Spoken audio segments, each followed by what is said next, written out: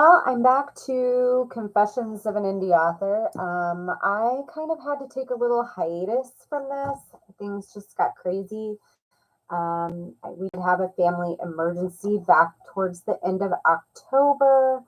Marcus's father passed away, which, as you can imagine, um, was kind of devastating to our family. And there were a lot of needs that we needed to take care of.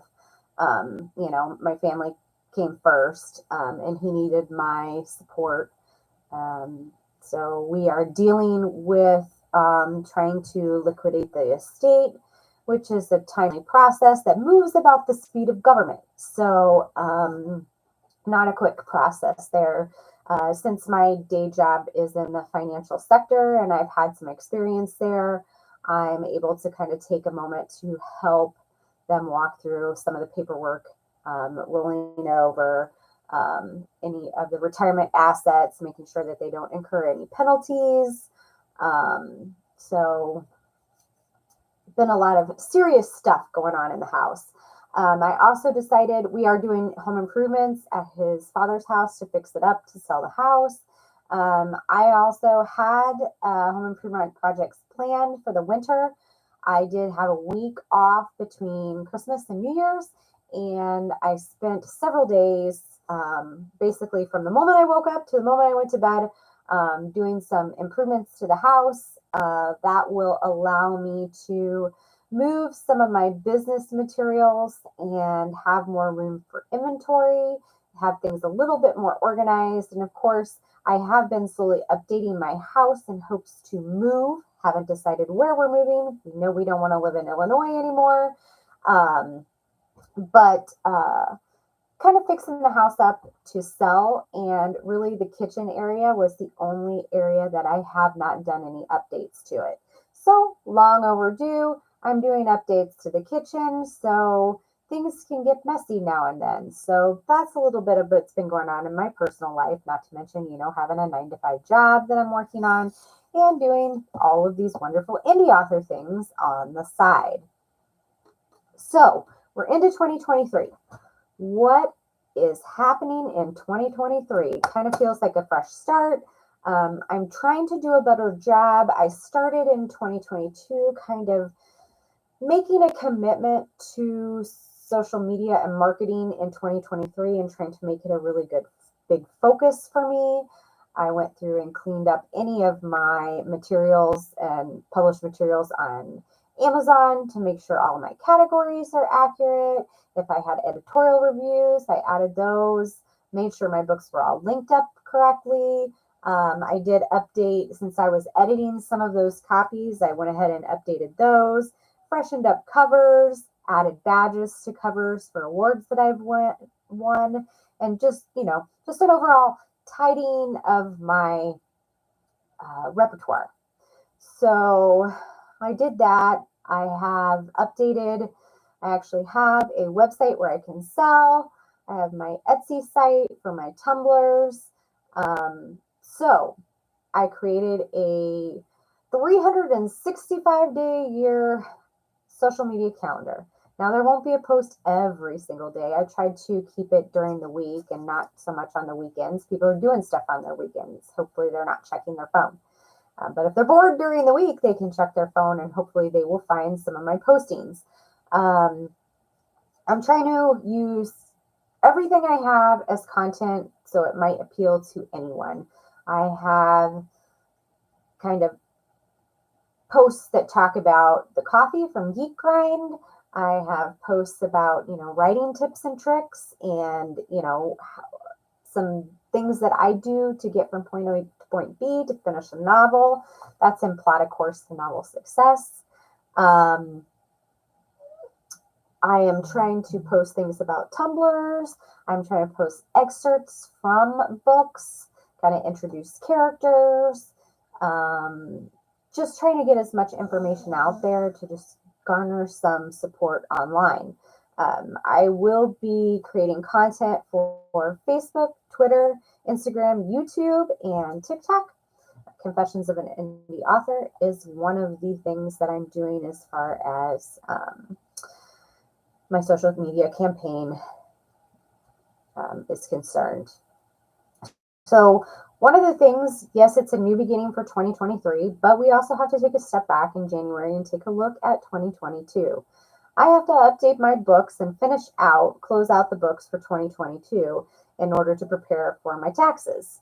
I got a little bit of time to do that. Really, I need to finish them by the end of by the end of January. Good Lord. Because I will have to pay sales tax in the state of Illinois. So I need to know how much I sold so that I can send that in by the end of January. So I've got to start working on that here pretty soon. It's kind of one of those things. It's like, oh, I don't want to do it. But unfortunately, it's a necessary means to an end. I have to close out 2022 so I can look forward to 2023. And maybe I can keep up with the financials a little bit easier in 2023 than I did last year. But, I guess here's hoping. I found out a few things that I can do a little bit differently to make things easier for me. We'll see if it works. It might not. It can be one of my resolutions. As far as 2023, some things I've been really trying to get back to a writing schedule. It's been difficult. Things have been very busy. They've been hectic. I've been throwing curveballs. I tried to outline a writing schedule, but I think the moment that I put it down on where I wanted my targets to be, I think I'm already behind, and I'm almost afraid to look at it because I don't know how far behind, but I'm trying to get back into it. And so we'll see how it goes. I might have to reassess and adjust, but we'll just see. One of the things that I've been working on a lot is my Titanholm game. It was originally designed as a 5e supplement or 5e compatible, basically. There were a lot of modifications to the rules, character-wise, and then there was a setting and an entire adventure. Well, I decided last year at Origins I had an idea to turn Titanholm into kind of an RPG board game, if you will. And I had started working on that. I was kind of throwing around a bunch of materials. I'm trying to keep the game at the lowest possible price point, which has been a huge challenge for me. I had originally thought that I would include levels 1 through 3. The way the pricing is kind of all shaking out, it's looking like I'm going to have to back that down to levels 1 and 2, which is somewhat disappointing to me, but I've already developed some of level 3, so I could just, add that on and do levels 3 and 4 in the next box, but we'll see how 1 and 2 go. I might be able to do 3, but we'll just see if I can get it within a price point that I think people are going to buy it. That's going to be the kicker. Something that I'm going to have to do along with that is take a look at the Titanholm rule set and make some adjustments. And this has been a hot topic in the industry in the fact that I use the Wizards of the Coast open game license to refer to the D20 SRD. There has been some controversy there that Wizards of the Coast is trying to pull the current open gaming license and change it, making it more restrictive, more difficult to comply with, having to report my income, which I won't have to pay royalties unless I make $750,000 a year, which I don't see that happening, but it would be great if it did. There's also some other caveats in there that they can use my content without paying me royalties, and I really don't like the idea of that. I think that's preying on the little guy. I mean, I'm a very small publisher. It's just me. So I don't have a team of people. I'm not Cobalt Press. I'm not Paizo. I'm not a big fish. But these are the big fish that Wizards of the Coast is trying to go after. And I sort of kind of get that. However, the language in their open gaming license says into perpetuity, which pretty much makes it a permanent thing, A. B, you can't really copyright game mechanics. You can copyright the language in which you explain or certain words you use to explain the mechanics, but you cannot actually copyright game mechanics. So I can still use the D20 system. I just have to be careful about how I word it and, the language I use and what references I use. Because I am pulling out, I'm not using the open game license. I don't care what they change it to. Even if they say, we're just going to keep the open game license like it is, I'm not going to I'm not going to sit around waiting for the other shoe to drop for them to screw me over after I publish. So I'm taking it out. I'm using the D20 system. My game already changes many core rule sets in the original, D20 system, the way that Wizards of the Coast has it published. So if I'm careful and cautious about the way I can do it, I can actually redo it without violating anything there. And then I'm not beholden to the Wizards of the Coast gods. And I'm done and I'm not doing it. This has really rocked the entire industry. And I know that a lot of people are absolutely freaking out about it. There are ways around it, though. And there are a lot of legal caveats that I don't even know if the OGL that they're trying to push will actually pass in court. They're going to get a lot of kickback from it. But, that's all to remain to be seen. But I'm just going to pull out altogether and not have to worry about it.